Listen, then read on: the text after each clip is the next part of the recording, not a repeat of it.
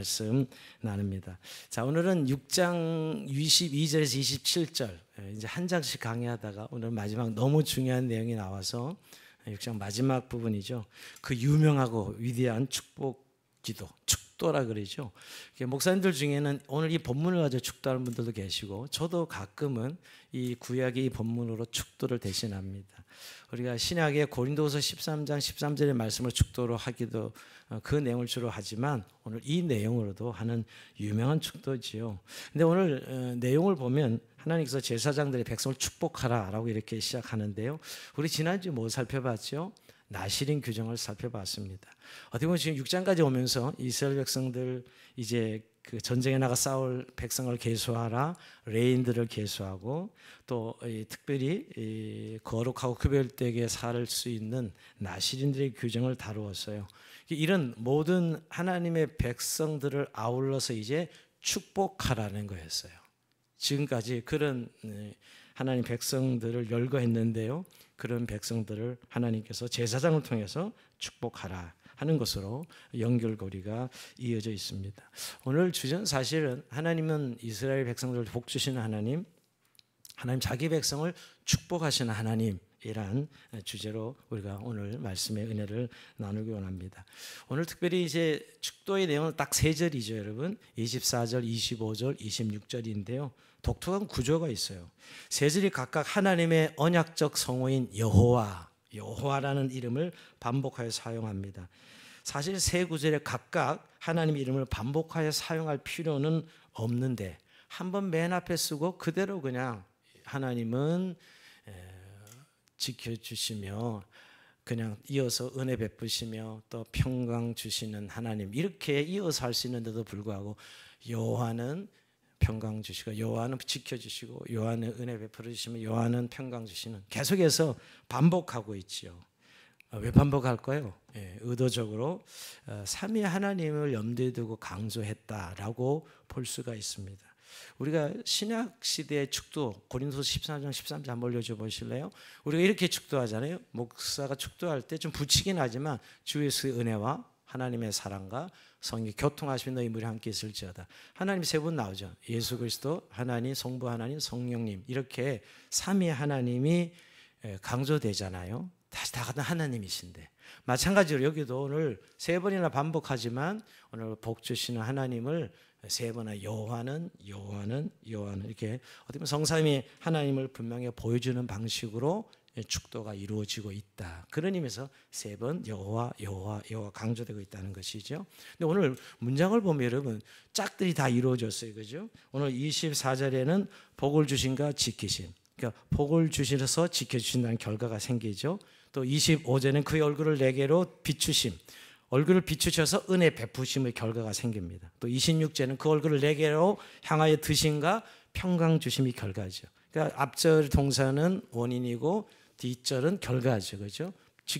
복을 주셔서 지켜주시고 얼굴을 비추셔서 은혜를 주시고 또 얼굴을 향하여 드사 평강을 주시는 하나님. 그러니까 복 주심의 원인과 결과의 관계로 나타나 있습니다. 자, 근데 여러분 오늘 읽기 시간에 꼭 이 본문을 우리가 좋아는 하지만 잘 이해를 안 하고 그냥 좋아하는 분들이 많습니다. 오늘은 좀 정확하게 이 본문이 우리의 마음에 딱 자리 잡혀서 평생 이 복을 누리는 그런 은혜가 있기를 바랍니다. 자, 24절을 먼저 같이 읽어봅시다. 시작. 여호와는 내게 복을 주시고 너를 지키시기를 원하며. 가장 먼저 사용되는 단어는 복을 주시고입니다. 자, 히브리 말에 근데 축복한다는 말, 복 주신다는 말은 일반적으로 우리가 사용하는 것과는 좀 다릅니다. 우리가 누군가를 축복할 때 사실 어떤 바램이나 희구하는 바를 드러내는 것이죠. 그냥 원하는 바를 희구하는 바를 드러내는 것이에요. 그러나 이런 구약 성경에 보면 이스라엘 사람들에게 있어서 축복은 우리가 좀 이해할 수 없을 정도로 특이한 점을 가지고 있어요. 어디서 발견되냐면 이런 창세기 27장 가보면 에서가 야곱을 축복하죠. 야곱의 아버지를 속여서 축복을 가로채잖아요. 그런데 나중에 이걸 알고 에서가 달려와서 울고불고 난리 피는 장면이 창세기 27장에 나옵니다. 근데 사실은 속아서 아버지 이삭이 이 야곱을 미리 다 축복합니다. 축복하고 나서 에서가 아무리 축복을 해달라 그래도 아버지가 축복할 수 없다고 하는 거예요. 여러분 좀 이상하게 생각하지 않습니까? 그냥 또 축복하면 되지. 야곱에게 축복했던 걸 또 에서에게 하면 되잖아요. 근데 하지 않습니다. 할 수 없다 그래요.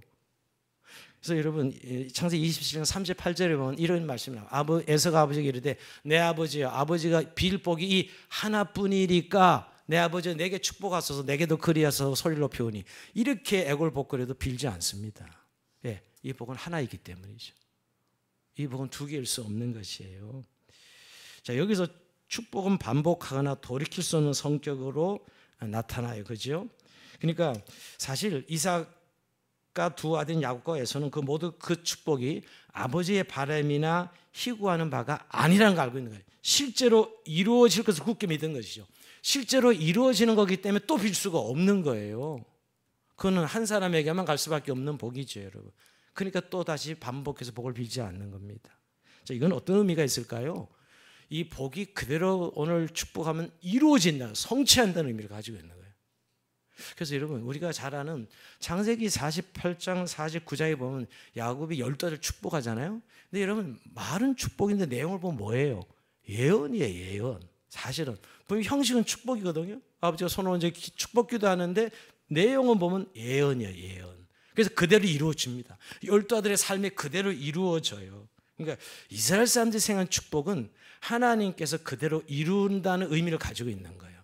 단지 우린 축복은 그냥 원하고 바람 정도로 끝나지만 성경에서 말하는 구약에서 말하는 축복은 성취된다는 의미죠. 그래서 축복은 바람이나 희구가 아니라 축복하는 자의 능력에 기반하여 그 축복을 성취하는 것입니다. 이 점에서 이삭이나 야곱이 자기들의 능력으로 자식들에게 어떤 일을 행할 수 있는 것은 아니었어요. 사실 그들이 오늘 족장으로 하나님의 이름으로 자기 아들을 축복하는 것이죠. 그러니까 축복은 족장이 하고 축복은 제사장이 하지만 그 축복의 내용은 하나님이 성취하시는 것이라는 것이에요. 이 점이 좀 우리가 생각하는 흔히 축복을 빈다 하는 것과 다른 면이죠. 엄밀하게 말해서 축복을 하실 수 있는 분은 하나님 한 분밖에 계시지 않는 거예요. 누가 축복을 빌 수 있겠어요? 그럴 수 없다는 게 사실은. 근데 제사장을 통해서 족장을 통해서도 우리를 통해 하긴 하시지만 하나님이 그 축복의 내용을 성취하게 하시는 분이다. 즉 복 주시는 분은 유일하신 하나님 한 분이시다는 사실을 분명하게 하고 있는 것이 우리가 오늘 축복의 내용입니다. 자, 그래서 복을 주셔서 결과가 뭐죠? 지키시고입니다. 지키시고. 우리말 흔히 돌보시고 보호하시는 것이죠. 자, 하나님의 복을 주셔서 우리가 하나님 지켜주시는 하나님입니다. 그 결과는 돌보십니다. 원래 둘레 가시로 울타리를 친다 이런 의미. 그러니까 여러분 모든 해로부터 상하지 않도록 울타리를 치고 대적으로부터 우리를 보호하신다 이런 의미가 있죠. 즉 우리를 대적으로부터 지켜주시고 우리를 재앙으로부터 지켜주시고 우리를 질병으로부터 지켜주시고 우리를 모든 사단의 세력부터 지켜주신다. 그런 의미의 복을 주시는 하나님께서 그 결과로 우리를 돌보시고 보호하신다는 것이에요. 여러분 하나님이 우리를 지켜주신다는 표현은 너무너무 많아서 열거할 게가 너무 많습니다. 시편 121편 3절에 보면 여호와께서 너를 실족하지 않게 하시며 너를 지키시니가 졸지 아니하시로다. 하나님이 지키시는데 오늘 편을 졸지 않으신다 그랬어요. 오늘은 조는 분이 안 계시네요. 희한한 날이에요. 보통 조는 한 분 계셔야 되는데 자, 졸지 사람은 졸아요. 저는 늘 철책근무를 1년 섰기 때문에 늘 가서 10시간 근무 쓰면 한두 시간 꼭 좁니다. 말도 안 되는 거 계속 서서 꿋꿋이 있다는 건 그냥 이렇게 눈 감고 이렇게 가상 수면에 취하는데 소대장 지나가 볼 때 번쩍 정신 차려서 충성하죠. 그러는데 사람은 졸아요. 저는 이 구절이 그때 많이 묵상한 내용이에요. 하나님 우리는 이렇게 좁니다. 그런데 하나님은 안 졸아요. 우리를 지키시기 때문이죠. 졸지 아니하시고 지켜주신 하나님. 신명기 32장에도 한 구절 보면 9절에서 10절을 보면 여호와의 분깃은 자기 백성이라 야곱은 그가 택하신 기업이로다. 여기서 그를 항무지에서 짐승이 부르짖는 강에서 만나시고 호위하시며 보호하시며 자기의 눈동자같이 지키셨도다. 자, 눈동자 지키신다. 우리 눈동자가 지키는 이 모든 눈꺼풀이 눈동자를 보호하지요. 우리 모든 신경은 눈을 보호하게 돼 있어요. 우리가 뭘 지나면 깜빡깜빡하는 것도 또 눈물샘이 눈물을 흐게 하는 것도 다 눈을 보호하는 것입니다. 하나님이 자기 백성을 이렇게 눈동자처럼 지켜주신다라고 고백하고 있는 것입니다. 여러분 하나님의 복을 받은 백성들은 이런 고백을 가진 사람들, 하나님 나를 지키시는 나는 하나님 지키는 사람이야. 여러분, 이게 우리가 받은 축복이거든요. 오늘날 너무너무 세상이 험악합니다. 여러분들은 그냥 이 세상이 안전한 세상이면 좋겠다는 생각을 하지만 너무너무 험악해요. 범죄 뉴스를 들으면 정말 기가 막힌 뉴스들이 많습니다. 우리가 노력하고 애써도 뭐 새콤을 장치하고 이래도 여러분 도둑이 들어오고자 하면 그거 다 뚫립니다. 뭐 지난번에 보니까 뭐 경비원체 돈을 지불하러 안전장치를 했는데 강도가 들었어요. 근데 보니까 부동산에 왔다고 속여가지고 강도 짓을 하고 갔더라고요. 여러분, 우리가 뚫고자 하면 다 뚫리는 것이죠. 여러분, 우리가 스스로를 지킬 수 있는 것 같지만 우리가 스스로 우리의 안전을 담보할 수 없다는 거예요. 하나님 지켜주셔야죠. 오늘 이 축복의 내용들을 여러분 이스라엘 백성 40년 광야 생활 동안 여러분 광야는 어떤 것이에요? 살 수 없는 것이에요. 정말 광야의 삶이 가능해요? 하나님이 40년 동안 이스라엘 백성 살게 하셨다고. 이 축복 내용대로 내가 너를 복을 주어서 지키시고 하나님이 돌봐주신 것이지요. 우리의 인생도 하나님 보호하심이 없이는 삶이 불가능합니다. 근데 성도들 중에는 그런 분도 있을지 몰라요. 하나님 지켜주신다는데 왜 이렇게 어려움이 오나, 왜 이렇게 고난이 올까, 이런 생각을 이 본문을 보면서 하는 분도 계실 거예요. 근데 성경에 두 가지 얘기가 다 나와요. 여러분, 우리가 하나님이 지켜준 이야기가 성경에 뭐 얼마나 많습니까? 사도행전만 봐도 뭐 사도 바울이 유라갈라 강풍을 만날 때 하나님 지켜줘 생명을 다 하나님 건져주시고, 뱀에 물려도 하나님 죽지 않고 건져주시고, 근데 이렇게 지켜주신 이야기도 있지만 또 성경에 많은 고난받는 이야기도 많아요, 사실은. 그럼 하나님 안 지켜주신 겁니까? 고난이 오면 성도들에게 아니죠. 지켜주셨죠. 우리는 하나님이 우리를 물리적인 해로부터 다 지켜주신다, 이렇게 생각하면 이 본문은 우리 믿음이 좀 부딪힐 수밖에 없어요. 우리의 이 하나님의 보호하심은 영적 보호죠. 영적 보호. 우리가 예수를 믿는 성령께서 우리 안에 들어오시고 그때부터 영혼까지 인침바가 되어서 하나님의 영적 보호를 받습니다. 물론 우리는 물리적인 보호를 요청하는 건 당연한 것입니다. 그러나 하나님이 허락할 수도 있고 허락하지 않을 수도 있죠. 왜냐고요? 우리의 시험이 있는 것이잖아요. 단련하시고 우리를 시험에서 우리를 더 강하게 하시는 하나님이시죠. 이게 영적 보호입니다. 그러니까 여러분, 결국 오늘 이 지켜주심은 아무런 어려움도 없다가 아니라 그 어떤 상황에도 어떤 고난을 당하나 죄를 짓거나 해도 하나님께서 우리에게 베푸신 구원을 잃지 않도록 하신다는 거예요. 우리의 구원이 이룰 수 없다는 것이죠. 악한 자로부터 자기 백성을 보호하사 하나도 잃어버리지 않으시는 하나님의 은혜를 말씀하고 있는 것입니다. 그러니까 우리가 교리로 말하면 이런 성도의 견인 그러죠. 결국 끝까지 우리를 보호하셔서 하늘나라까지 가게 하시는, 우리를 지켜주는 하나님, 그런 의미에서 오늘 우리를 지켜주시고 아예 축복을 말씀하고 있는 거예요. 구원의 역사를 끝날 때까지 포기하지 않으시고 성취하시는 하나님의 견인의 은혜를 말씀하고 있는 겁니다. 그러게 여러분, 성도는 살아가면서 두려워하지 말아야 됩니다.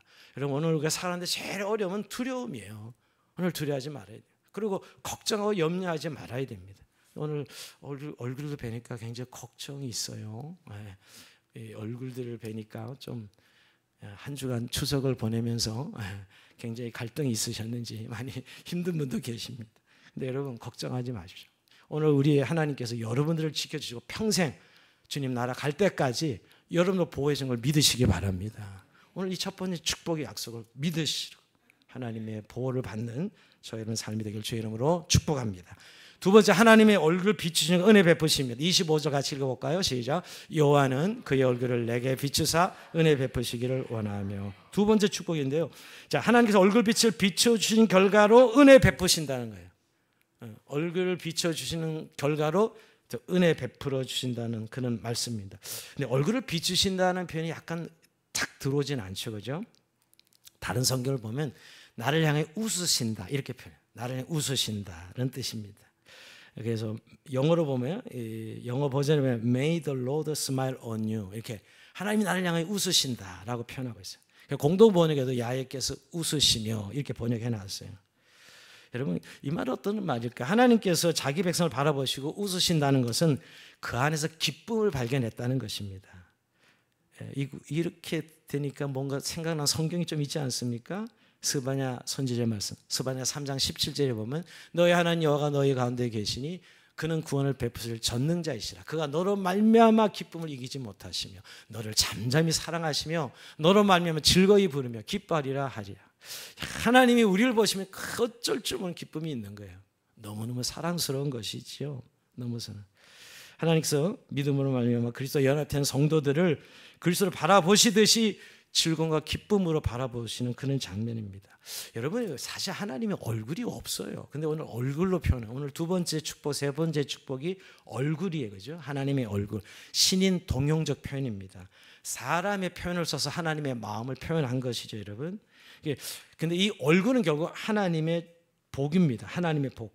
즉 여러분, 이렇게 얼굴로 표현한 것은 사람의 모든 감정은 얼굴에 다 표현되어 있어요. 그리고 사람은 그 사람을 인지하는 것은 얼굴이에요. 그죠? 얼굴을 인식할 때 그 사람인 걸 알게 되고 그 사람의 모든 마음은 얼굴에 담겨져 있다고요. 모든 감정들이 다 얼굴에 다 담겨져 있어요. 그죠? 그래서 다 감정이 드러나요. 오늘도 여러분 이렇게 제가 표정을 보고 좀 어느 정도 사람을 많이 대하다 보면 아는 거거든요. 어쩔 때는 나도 돗자리 깔아도 되겠다 이런 생각. 오시기 전에 무슨 일이 계셨구나, 부부가 한바탕 하고 오셨구나 이런 생각. 또 애들이랑 또 한바탕 하고 깨우다가 또 한바탕 하고 오셨구나. 얼굴이 다 쓰여져 있거든요, 여러분들. 추석이 너무 고난이 많았어 이러면서 이렇게 오시는 분들 대충 알 수 있거든요. 우리 얼굴이 다 우리의 마음을 리프레젠트 표현하고 있어요, 사실은. 하나님이 그러니까 우리를 사랑하시는 그 사랑이 얼굴에 다 있다는, 하나님의 마음이 얼굴에 들어있는 거죠. 그래서 여러분, 우리가 그 얼굴이 우리의 감정을 담고 있는 데 있어서 사실 엘리베이터 탁 타면요, 모르는 사람 타면요 굉장히 불안해요. 그죠? 빨리 올라갔으면 좋겠다 이런 생각이 들지 않습니까? 모르는 사람 얼굴을 대할 때, 게다가 인상 딱 쓰고 있으면 너무너무 불안해지는 것이죠. 여러분, 그 사람의 얼굴이 가지는 표현이 너무 중요해요. 그래서 오늘 사랑합니다 하는 얼굴로 한번 옆에 있는 분들을 그윽한 눈길로 한번 좀 바라봤으면 좋겠어요. 한번 좀 봐주세요. 얼굴을 오면 한번 수정을 하고 가야 되겠죠. 감정을 바꿔요. 우리 얼굴이 바뀌면 마음의 감정도 바뀌어요. 여러분 아세요?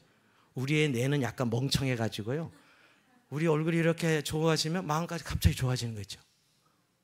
우리 마음이 좋아 얼굴이 좋아진다고 하잖아요. 맞아요. 그 말이 틀린 건 아닌데, 근데 얼굴을 바꾸면 마음이 갑자기 좋아지기 시작해요. 내가 그만큼 약간 멍청하다고 합니다. 예. 근데 사실 우리가 감정이 드러내는 관계거든요. 얼굴 속에 하나님 우리 얼굴로 우리를 비추사 우리에게 은혜 베푸신다. 그 은혜라는 말이 결국 하나님의 얼굴에서 나온다는 게 구원과 생명이죠, 여러분. 여러분, 우리가 죽고 사는 것은 하나님의 은혜에 달려 있습니다. 하나님 얼굴을 비추시는 것이 바로 은혜입니다. 사실 우리 안에는 흥가티가 참 많지만 그리스도께서 정가신 의를 보시고 우리를 그에 합당하게 대우해 주시는 것이죠. 사실 죄인에게 베푸시는 과분한 은혜입니다. 우리가 받을 만해서가 아니라 그리스도의 의를 인하여서 우리에게 자기 아들을 대하듯 자기 백성을 대해 주시는 것이죠. 그래서 여러분, 우리가 이 하나님의 은혜 없이는, 즉 얼굴을 비춰주심이 없이는 한순간도 살아갈 수 없어요. 우리가 살아가는 건 바로 이 하나님의 은혜입니다. 근데 은혜는 우리가 달라고 안달 복달해서 받는 게 아니라 하나님께서 주시는 것이지요. 그래서 여러분, 우리는 하나님의 은혜를 잘 바라봐야 됩니다. 하나님의 은혜를 바라봐야 돼요.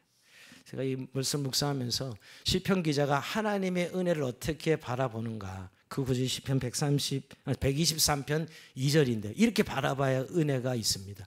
상전의 손을 바라보는 종들의 눈같이, 여주인의 손을 바라보는 여종의 눈같이 우리의 눈이 여호와 우리 하나님을 바라보며 우리에게 은혜 베풀어 줄 기다리라.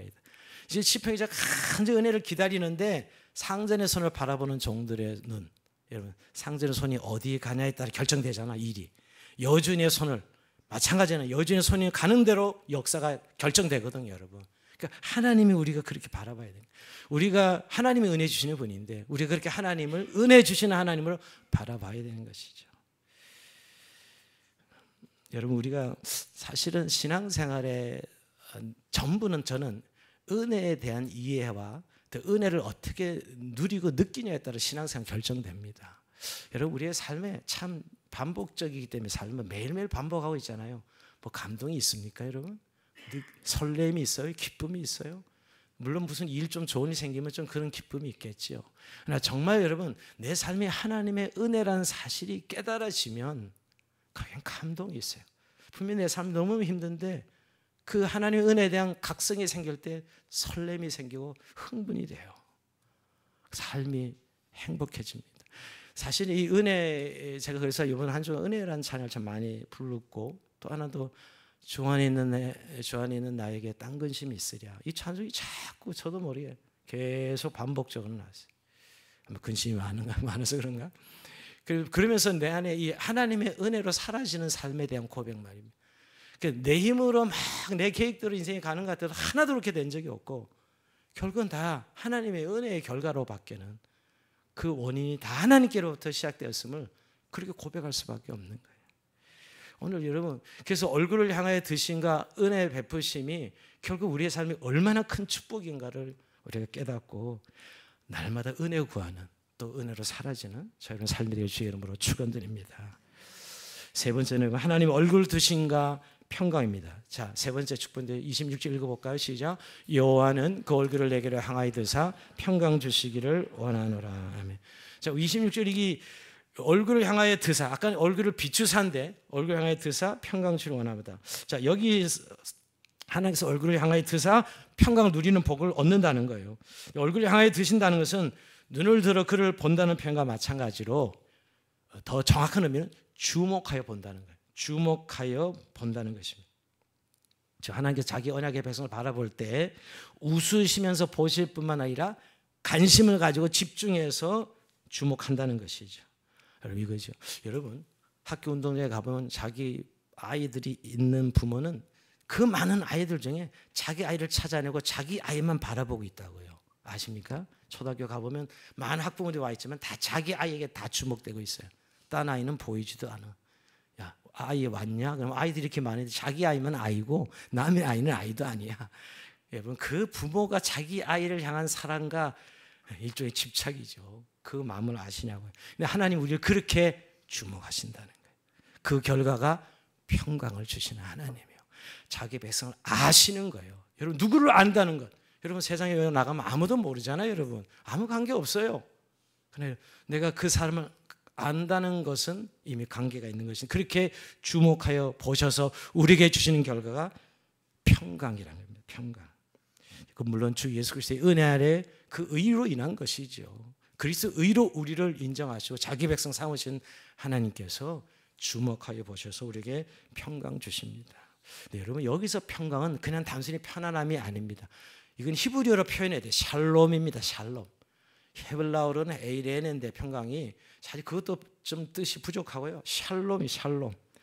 샬롬은 우리가 흔히 말하는 마음 편한 정도가 아니고 완전한 행복, 완전한 조화의 상태, 부족하면 그 어떤 결핍함이 전혀 없는 상태, 어떤 것도 결핍이 없는 그 자체로 완전한 상태가 샬롬입니다. 샬롬.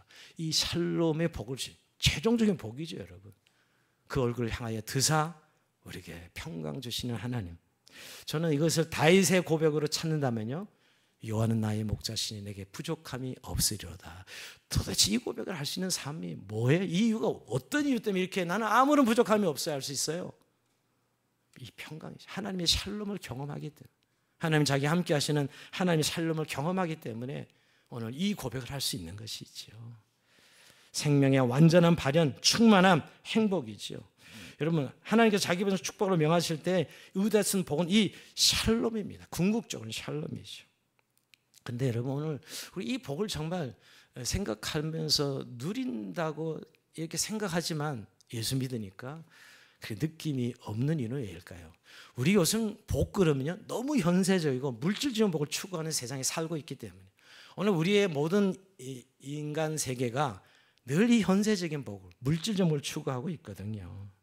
그리고 성경에 보니까 구약에는 또 사실 이런 복을 이야기해요, 그죠? 뭐 신명기 28장에 보면 들어가도 받고 복을 받고 나가도 받고 떡반죽 구리 받고 우양의 새끼가 복을 받고 뭐 저야말로 뭐 이 너무 현세적인 축복이잖아요. 그 문자로 보면 여러분.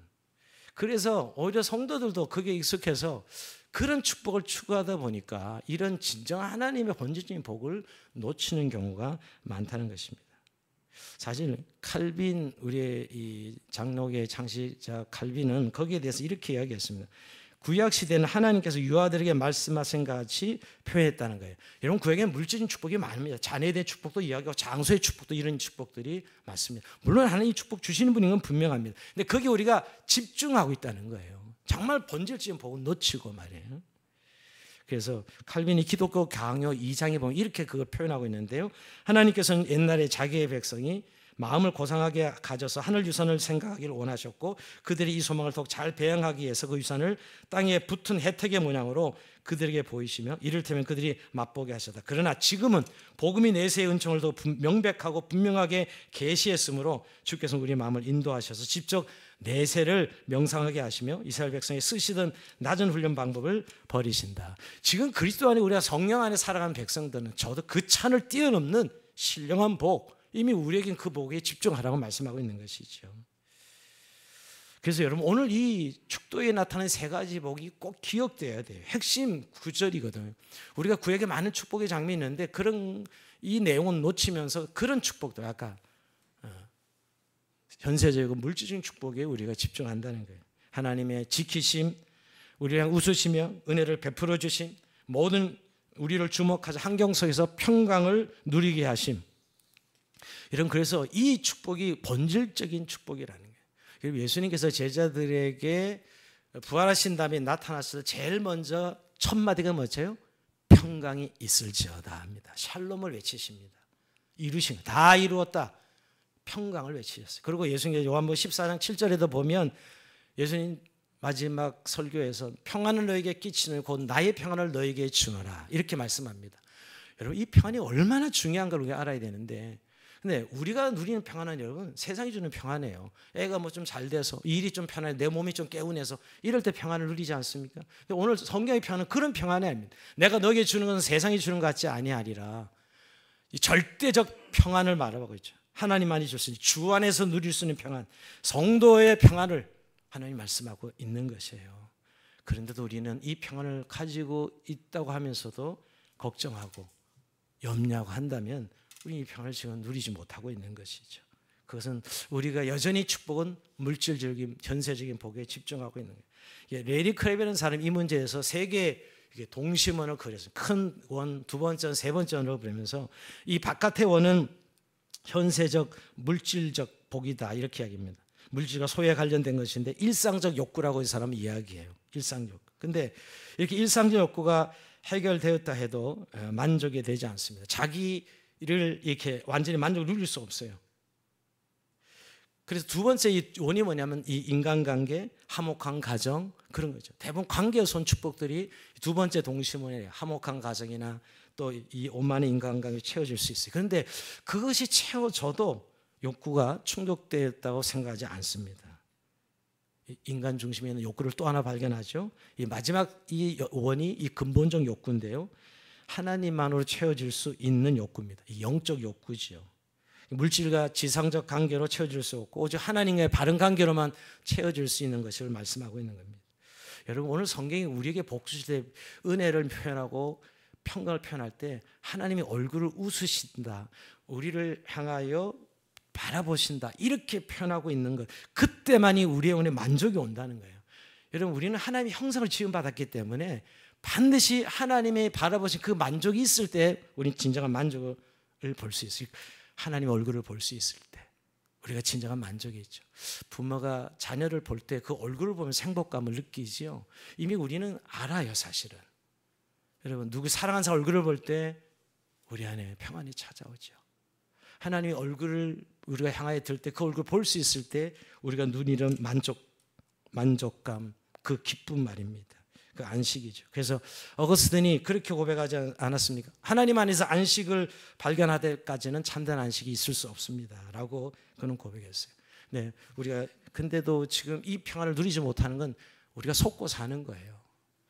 자꾸 뭔가 채워야만 나는 이 욕구가 채워지리라. 그래서 더 많은 물질과 소유, 더 많은 좋은 관계가 만들어지면 채워질 것이라고 생각하고 끊임없는 추구를 하지요. 또 새로운 관계들 찾아 나서지만 더더욱 힘들어집니다. 거기 있지 않기 때문이죠. 그래서 하나님은 이런 죄인들을 불쌍히 여기셔서 종종 이런 일상적 욕구와 기본적 욕구가 깨어짐을 통해서 내려놓게 하심으로 자기 내면에 내가 이런 영적 욕구가 있구나 하는 사실을 깨닫게 해주세요. 성도들의 고난은 대부분 그런 것입니다. 여러분 우리가 추구하는 것으로 이런 일상 욕구나 기본 욕구로 채워지지 않는 인생이라는 것을 알게 하시는 것이죠. 여러분 이 에레미야서가 선지자가 이 내용을 고백하고 있어요. 에레미야 2장 13절 볼까요? 내 백성이 두 가지 악을 행하였나니고 그들이 생수의 근원 되시는 나를 버린 것과 스스로 웅덩이를 판 것인데 그건 그 물을 가두지 못할 터진 웅덩이들이니라. 이스라엘 백성들이 하나님 백성인데 생수의 근원을 버렸어. 하나님을. 그 웅덩이를 판, 그 자기가 웅덩이 팠어. 근데 터진 웅덩이라는 거예요. 예레미야가 지금 이스라엘 백성을 향해 이야기하고 있는 것입니다. 하나님만이 그들의 만족의 근원이심을 인정하지 않고 다른 웅덩이, 만족을 줄 수 있는 웅덩이를 판다는 것이에요. 그래서 고통이 오게 하시는 거죠. 하나님 그래서요. 그래 고통 가운데 살아가는 이유가 에레미야서 2장 19절에 합니다. 그런즉 내 하나님 여호와를 버린가 내 속에 나를 경험이 없는 것이 악이요 고통인 줄 알라. 주 만군의 여호와의 말씀이니라. 그렇습니다. 여러분 깊이 이 말씀 생각해 봐야 돼요. 우리의 진짜 고민과 아픔이 사실 이 환경이 있는가? 자식 문제고 돈 문제고 우리의 참 고질적인 불신앙이거든 사실요. 하나님의 바른 관계 안에서 이 모든 축복이 우리에게 주어 주신다는 겁니다. 진정한 만족은 하나님의 얼굴을 바라볼 때 우리의 은혜와 평강으로 우리에게 이루어진다는 것이죠. 즉 복을 주시는 분은 하나님 한 분이시고 그것을 이루시는 하나님 한 분이시라는 겁니다. 오늘 27절 볼까요? 다시 마지막 결론은 이렇게 그들이 같이 내 이름으로 이스라엘 자손에게 축복할지니 내가 그들에게 복을 주리라. 하나님이 복 주시는 하나님을 다시 한번 강조합니다. 하나님만이 복을 주시는 분으로. 그런데 우리는 내가 복을 얻을 수 있다고 노력하고 수고하고 세상에 복을 줄 수 있다고 내가 애를 쓰는 것이죠. 하나님만이 복을 주시는 하나님으로. 여러분 그래서 이 약속을 믿어야 그 복을 복으로 압니다. 우리는 사실 하나님 복으로 살고는 있어요. 그런데 잘 못 느끼시는 분은 왜 못 느끼냐? 믿지 않으면 이 약속을 믿지 않으면 못 누리죠. 이루어져도 내가 믿지 않았기 때문에 이루어졌는지 아닌지 알지도 못하고 살아가는 것이 고통스러운 인생을 사는 것이죠. 오늘 그러나 믿는 사람은 이 약속이 이루어진 것을 알게 됩니다. 여러분 그래서 아까 처음에 시작할 때 이스라엘 백성들의 복의 개념은 성취의 개념, 예언의 개념이다 말씀하신 기억하시고 여러분 결국은 하나님이 이 축복을 이루신다는 것. 여러분 그런 의미에서 오늘 이 축도의 내용은 미사려고가 아닙니다. 그저 문장이 아니고 그냥 한번 지나가는 말이 아니라 실제 믿음으로 살아간 백성들에게 날마다 성취되는 축복이라는 거. 여러분 이걸 아시고 이 지켜주신가 은혜 베풀어 주신가 이 평강 주심을 누리시는 은혜가 있기를 주님으로 축복합니다. 근데 여러분 우리는 이미 그리스도 안에서 이것을 받은 자들이거든요. 이걸 인식만 하면 돼요. 여러분 신약에 수없이 그리스도 안에서 우리가 이 복을 누리고 있다고 성경은 표현하고 있지 않습니까? 여러분 에베소 1장 2절 3절 보면 하나님 우리 아버지 주 예수 그리스도의 은혜와 평강이 너희 있을지어다 하면서 찬송하리로다. 하나님과 우리 주 예수 그리스도의 아버지께서 그리스도 안에서 하늘에 속한 모든 신령한 복을 우리에게 주시되 이미 우리에게 신령한 복을 성도에게 주셨다라고 선언하고 있습니다. 여러분 참 오늘 이 그리스도 안에서 이미 우리는 이 축복 구약의 축도의 내용이 세 가지가 이미 우리 그리스도 안에서 이루어졌다는 것이죠. 그러기에 여러분 오늘 이 축복은 사실 내가 노력해서 얻은 공로, 내 공로로 내 노력으로 내 자격으로 얻은 것은 아니고 철저히 그리스도로 말미암아 얻으신 은혜죠. 사실 나는 이런 은혜와 복을 누릴 자격이 없는 사람들입니다. 그러나 주님이 십자가에서 징계를 받음으로 우리가 평화를 누리고 그가 채찍에 맞고 나음을 얻고 그 십자가에서 우리에게 얻으신 축복이라는 사실을 다시 한번 기억하고 이것을 기억할 때 우리가 믿음을 가지게 되는 거예요. 여러분 오늘 이 축복이 내가 누리고 알 수 있는 것은 믿음이 있어야 되는 거거든요. 이 약속을 믿는 믿음 말이야. 그렇지 않으면 꾸준히 난 노력해서 이 복을 얻으려 했습니다. 거기에 만족은 없고 늘 피곤하고 고단한 인생을 살아가는 것이죠. 하나님 이미 이 축복을 약속하셨습니다. 그리스도 안에서 말입니다.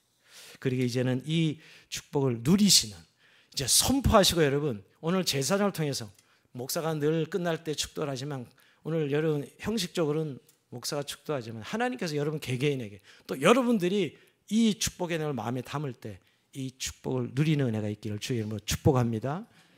더 나아가서 이제 우리 왕같은 제사를 부름 받았는데 제사를 축복하잖아요. 신약시대는 오늘 이 복을 누리는 자들이 복을 빌 수 있어요. 축복을 나누는 것이죠. 여러분 정말 우리가 복을 누리는지 안 누리는지는 언제 알 수 있는가? 다른 사람을 축복하는 삶을 살면 내가 누리고 있는 거예요. 그러나 내가 다른 사람을 축복하는 삶을 살지 않고 맨날 조준하고 하고 비난이나 하고 헌담이나 하고 맨날 애들 나무라기나 하고 여러분 이런 데는 이건 누리고 있지 못하는 겁니다. 먼저 우리가 이 복을 누리고 안 누리는지를 하나님 말씀하세요. 네가 왕 같은 재상으로 세상 속에 축복하라고. 먼저 가족을 축복하십시오. 남편과 아내를 축복하시고, 여러분 헤어질 때나 만날 때마다 축복하십시오. 자녀들 등교할 때마다 축복하십시오. 하나님께서 우리에게 축복하라고 이 축복을 주셨는데 우리가 왜 그걸 아끼냐고요. 여러분 자녀들, 여러분 만날 날이 그렇게 길지 않습니다. 여러분 금방금방 떠나는데 여러분 자녀들 축복하시라고요. 오늘 하나님 남편 늘 출퇴근할 때 아내들 만날 때 축복하십시오. 하나님이 오늘도 그 안에 우린 축복을 나누길 원하십니다. 여호와 이름으로, 하나님의 이름으로, 그리스도의 이름으로 이 복을 누리는 우리 모든 주양 공동체 성도님이 되기를 주의 이름으로 축원드립니다. 자, 우리 한번 이 복을 외쳐봅시다. 요 가로를 쳐놨거든요. 하나님은 몽식에게 복을 주시고 몽식이를 지키시길 원하며. 할렐루야. 얼마나 기쁜지 모릅니다. 자, 자기 이름을 한번 넣어서 한번 해보자. 시작. 하나님은 몽식에게 복을 주시고 몽식이를 지키시길 원하며, 하나님은 그의 얼굴을 몽식에게 비추사 은혜 베푸시길 원하며, 하나님은 그 얼굴을 몽식이로 향하여 드사 평강 주시기를 원하노라. 아멘. 이대로 믿음대로 될지어다. 우리 찬송 부르시면서 하나님의 기대 시간 나갑시다.